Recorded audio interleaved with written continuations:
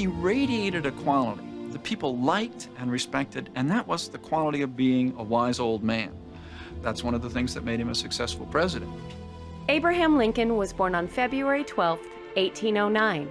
He spent his first years in a log cabin in rural Kentucky.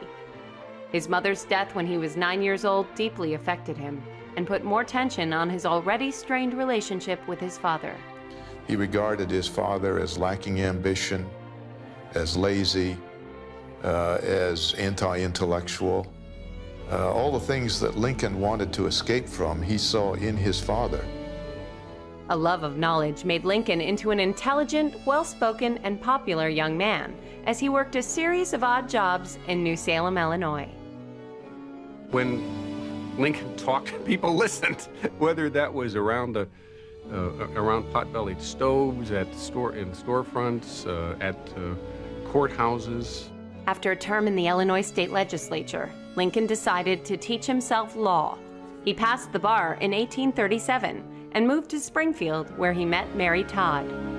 Anybody who was watching what was going on in Springfield in those years knew that this was a fellow who was going to make a name for himself in some way, and Mary was attracted to that. Abraham Lincoln and Mary Todd were married on November 4th, 1842. Lincoln spent his next years practicing law, but in 1858, he decided to challenge Stephen Douglas for his seat in the U.S. Senate.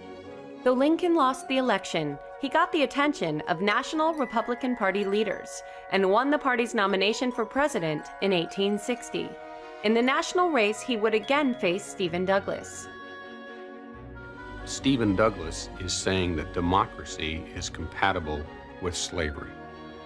Lincoln has to undo that idea, or he won't be able successfully to challenge slavery. Lincoln won the election, but his views on slavery did not make him a welcome leader in the South. By his inauguration in March 1861, 7 Southern states had seceded from the Union. On April 12, 1861, the Confederacy fired on Fort Sumter and began America's most deadly war.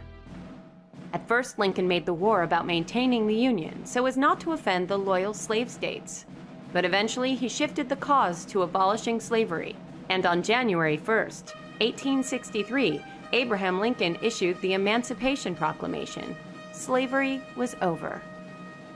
Lincoln easily won the election in 1864, and it would only be a few more months before Confederate General Robert E. Lee would surrender.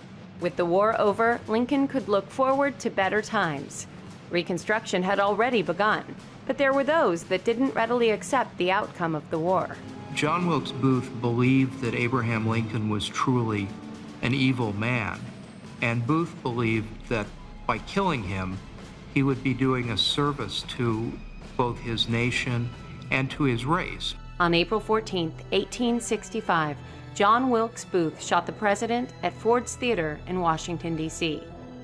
Lincoln was taken across the street to a boarding house, where he died 9 hours later. The nation had lost a great leader at a time they needed him most. Reconstruction would have been a totally different picture. There might not have been a need for a civil rights movement in this country. There might not have been a need for Martin Luther King Jr. had Lincoln not been assassinated.